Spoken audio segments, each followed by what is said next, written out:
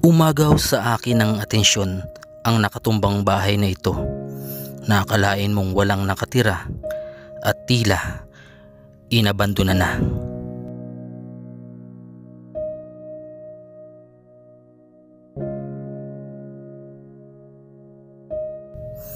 Nagulat ako na may tao palang nakatira dito. Hindi daw niya inaalis ang mga damo sa bubong nang sa gayon ay may magsilbing panakip butas tuwing umuulan.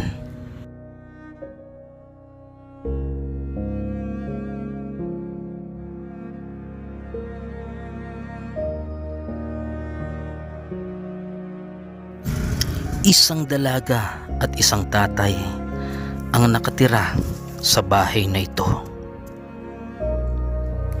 Ito po yung yung kwarto nung pag inano mo yan ng aso. Sanay talaga sa hirap tay? At least hindi man dito nababasa si Aki mo nung may silupin. Man kundi dyan no, malag tatapuyas na hali dyan. Pag nagtapyas, ilmakas ang hangin. Iyo. Parehas kami nakatukaw. Ay talaga, na upo na lang kayo dito pag naulan. Iyo.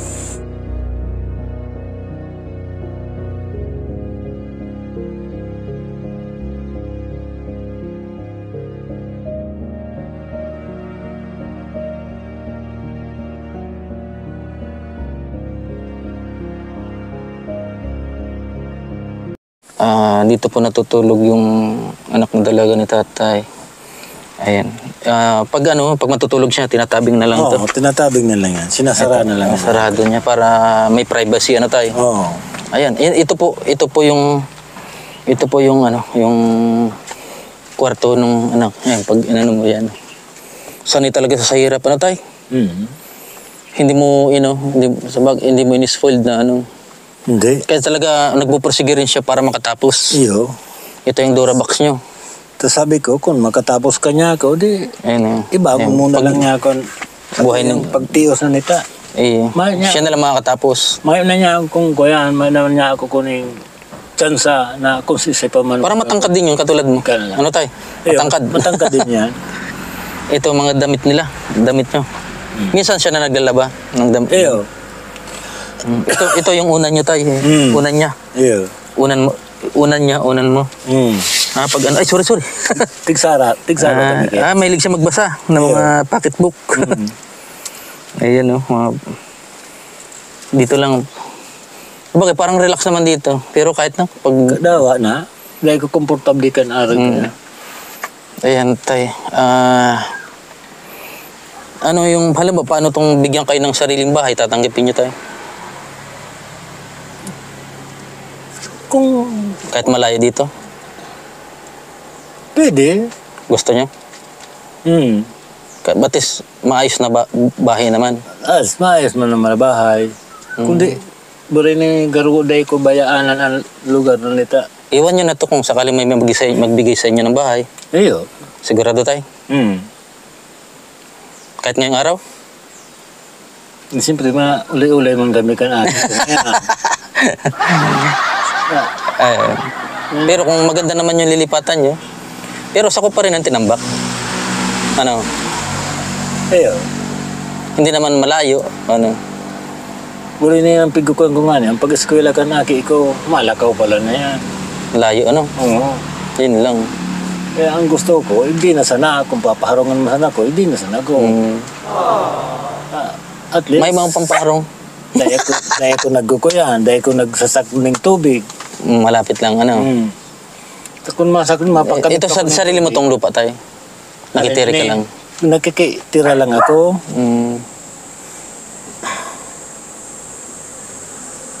Sige. Sana may makapansin ng niya, no? Para makaano man lang kayo ng kahit kunting ginawa sa buhay. Ako man lamang ko Minsan ba namamasyal din kayo sa Naga? Minsan? Hindi. Ako man magkapamasyal pa. Pamasahe. Walang pamasahe lang. Biglang bigas, Oo, si pamasahe ko. Bakal ko na lang bagas.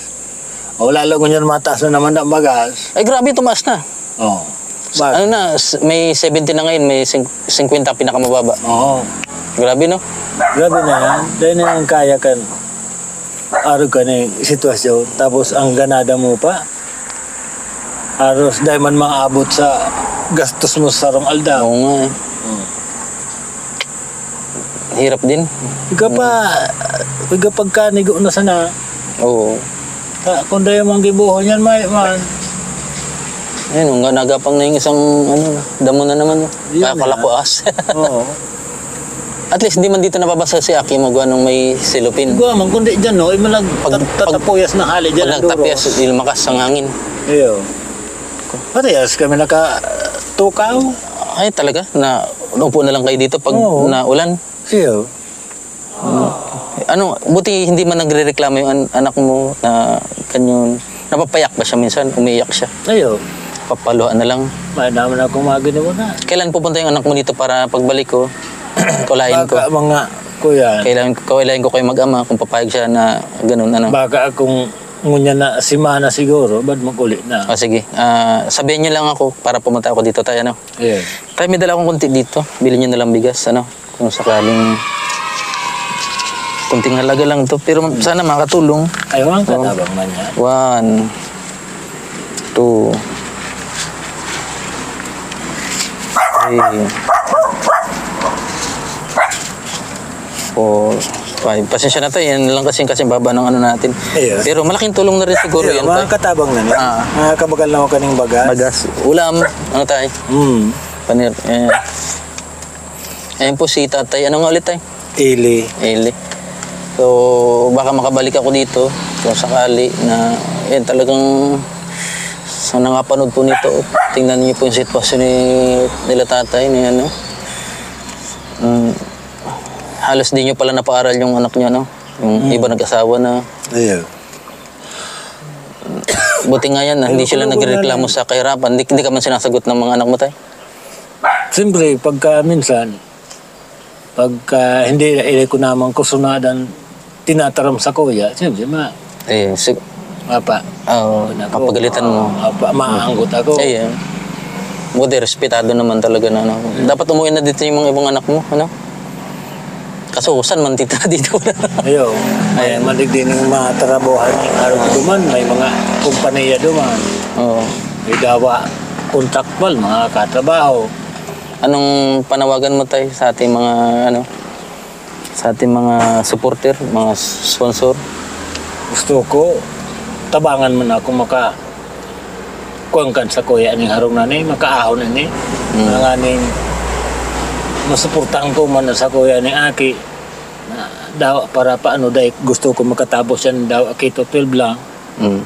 Aning makatabang man sa kuya.